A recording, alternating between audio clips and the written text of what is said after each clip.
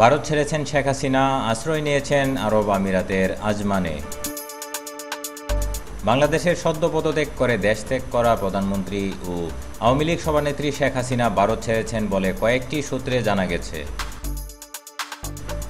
যদিও নিশ্চিতভাবে কোনো সূত্রই বিস্তারিত জানায়নি যে তিনি কখন কিভাবে ভারত ছেড়েছেন, তবে তিনি আরব আমিরাতের আজমান শহরে আশ্রয় নিয়েছেন বলে ধারণা করা হচ্ছে।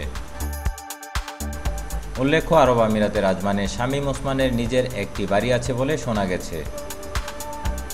এর আগে পদত্যাগ করেই দেশ ত্যাগ করেন শেখ হাসিনা। দেশ ত্যাগের পর তিনি ভারতে গিয়ে আশ্রয় নেন। সেখান থেকে ইউরোপ, আমেরিকা ও মধ্যপ্রাচ্যের বেশ কয়েকটি দেশে বাংলাদেশের কয়েকবারের সাবেক প্রধানমন্ত্রী শেখ হাসিনা রাজনৈতিক আশ্রয় চেয়ে ব্যর্থ হন। এর আগে সংযুক্ত আরব আমিরাতে শেখ হাসিনা রাজনৈতিক আশ্রয় চাইলে দেশটি রাজি হয়নি।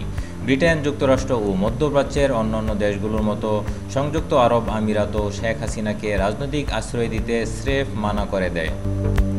কোন প্রেক্ষাপটে এবং কী শর্তে শেষমেশ আরব আমিরাত আজমাইন শহরে শেখ হাসিনাকে আশ্রয়ের অনুমতি দিয়েছে সে সম্পর্কেও সুনির্দিষ্ট কোনো তথ্য এখনও নিশ্চিত করে বলা যাচ্ছে না। শেখ হাসিনার বাংলাদেশ ছেড়ে ভারতে থাকার ভিসার মেয়াদও শেষ হয়ে যায় বেশ কিছুদিন আগেই। এদিকে আন্তর্জাতিক কূটনৈতিক মহলে শেখ হাসিনার ভারতে অবস্থান নিয়ে মোদি সরকারকে দেশের ভেতরে বাইরে যথেষ্ট চাপের মুখে পড়তে হয়েছে।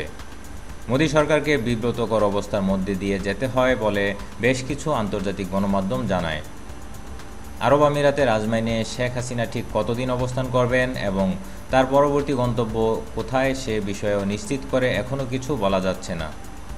উল্লেখ্য, গত ৫ আগস্ট বাংলাদেশের ছাত্র জনতার অভ্যুত্থানে শেখ হাসিনা বাংলাদেশের প্রধানমন্ত্রীর পদ থেকে ইস্তফা দিয়ে দেশ ত্যাগ করেন।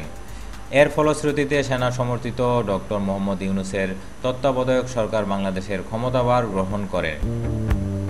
প্রসঙ্গত উল্লেখ্য, জুলাই আগস্টের আন্দোলনে ব্যাপক প্রাণহানি ঘটে।